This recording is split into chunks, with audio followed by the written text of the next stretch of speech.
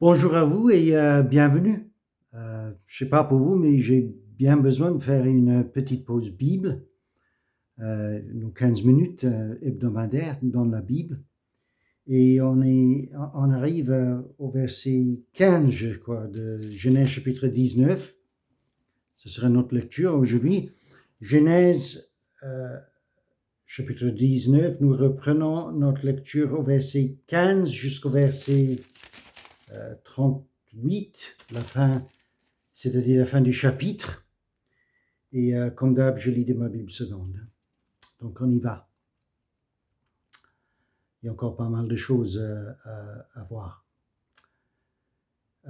Dès l'aube du jour, les anges insistaient auprès de l'eau en disant: Lève-toi, prends ta femme et tes deux filles qui se trouvent ici, de peur que tu ne périsses dans la ruine de la ville. Et comme il tardait, les hommes le saisirent par la main, lui, sa femme et ses deux filles, car l'Éternel voulait l'épargner. Ils l'amenèrent et le laissèrent hors de la ville. Après les avoir fait sortir, l'un d'eux dit: Sauve-toi pour ta vie, ne regarde pas derrière toi et ne t'arrête pas dans toute la plaine. Sauve-toi vers la montagne, de peur que tu ne périsses. L'eau leur dit: Oh non, Seigneur, voici, j'ai trouvé grâce à tes yeux et tu as montré la grandeur de ta miséricorde à mon égard, en me conservant la vie. Mais je ne puis me sauver à la montagne avant que le désastre m'atteigne, et je périrai. Voici, cette ville est assez proche pour que je m'y réfugie, et elle est petite. Oh, que je puisse m'y sauver. N'est-elle pas petite? Et que mon âme vive. Il lui dit: Voici, je t'accorde encore cette grâce, et je ne détruirai pas la ville dont tu parles. À toi de t'y réfugier, car je ne puis rien faire jusqu'à ce que tu y sois arrivé. C'est pour cela que l'on a donné à cette ville le nom de Tsoar. Le soleil se levait sur la terre lorsque l'eau entra dans Tsoar.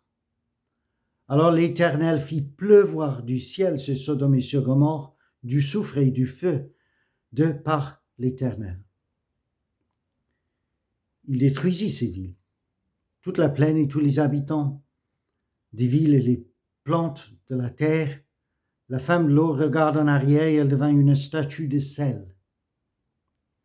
Abraham se leva demain matin pour aller au lieu où il s'était tenu en présence de l'Éternel. Il porta ses regards du côté de Sodome et de Gomorrhe et sur tout le territoire de la plaine. Et voici, il vit s'élever de la terre une fumée, comme la fumée d'une fournaise. Lorsque Dieu détruisit les villes de la plaine, il se souvint d'Abraham et il fit échapper l'eau du milieu du désastre, par lequel il bouleversa les villes où l'eau avait établi sa demeure. Et puis le petit récit ensuite, origine des Moabites et des Ammonites, d'après le sous-titre dans ma Bible. Verset 30. L'eau quitta Tsoar pour la hauteur et se fixa sur la montagne avec ses deux filles.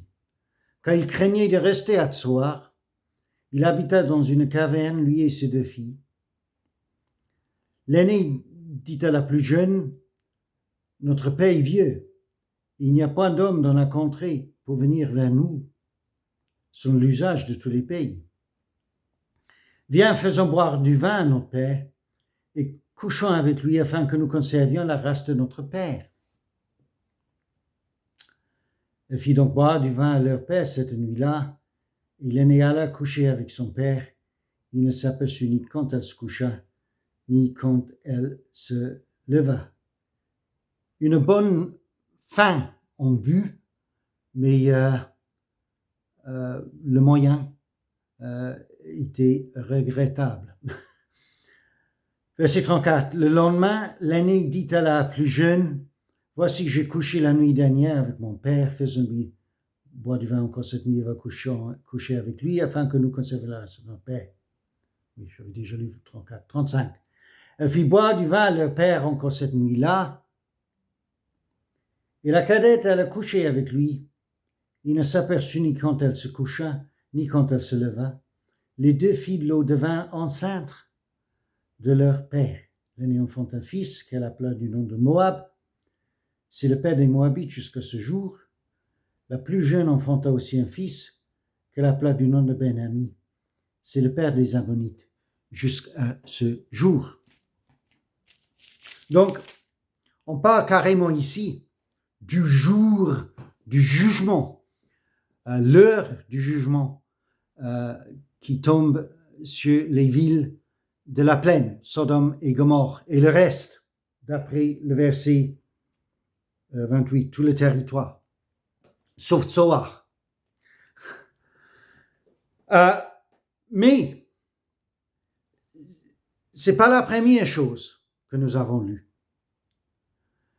La première chose concerne notamment le salut, pas le jugement, mais le salut de ceux que Dieu a désignés, ceux que Dieu va sauver, c'est-à-dire Lot et sa famille.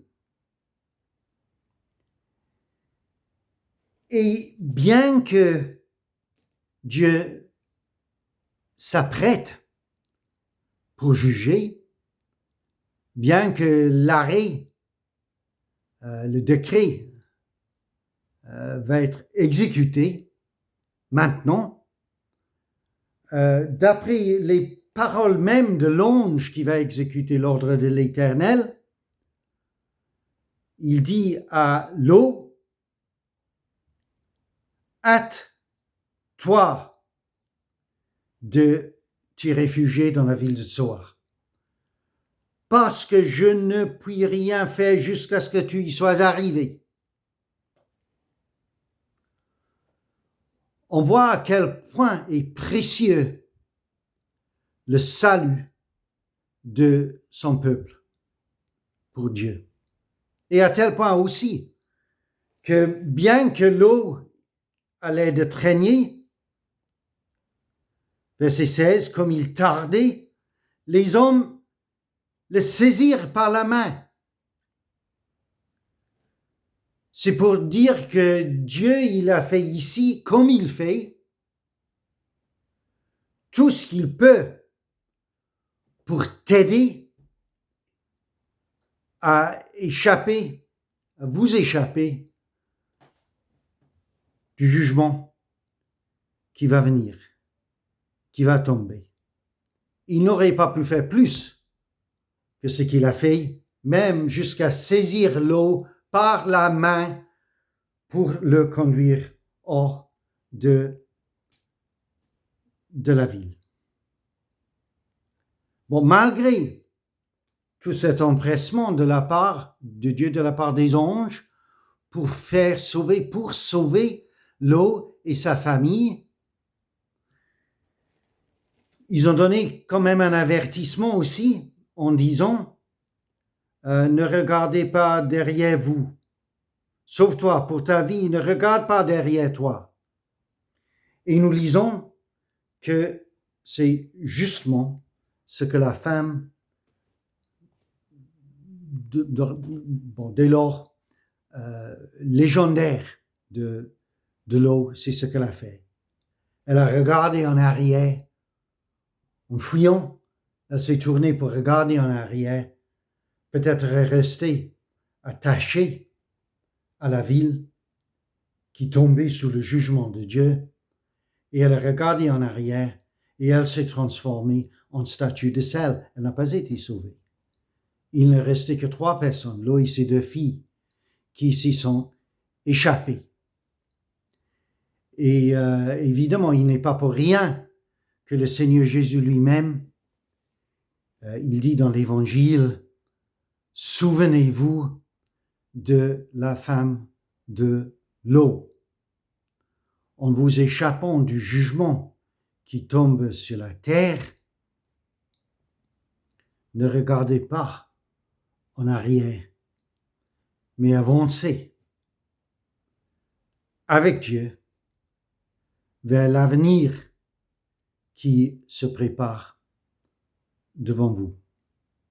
Alors, c'est le salut en premier qui doit s'accomplir. Et Dieu ne fait et ne fera rien jusqu'à ce que son peuple soit sauvé et mis à l'abri du jugement qui va descendre, qui va tomber sur la terre. Mais que le jugement tombe, et que le jugement tombera, est sûr et certain. C'est pas du tout du rigolade, comme la plupart des gens ont l'air de croire ou de vouloir, comme les gendres de l'eau, ils ont cru que verset 14, c'était le dernier verset de notre dernière lecture. L'eau parla à ses gendres qui avaient pris ses filles. Levez-vous, dit-il, sortez de ce lieu, car l'Éternel va détruire la ville. Mais aux yeux de ses gendres, il parut plaisanter. Non, non, non.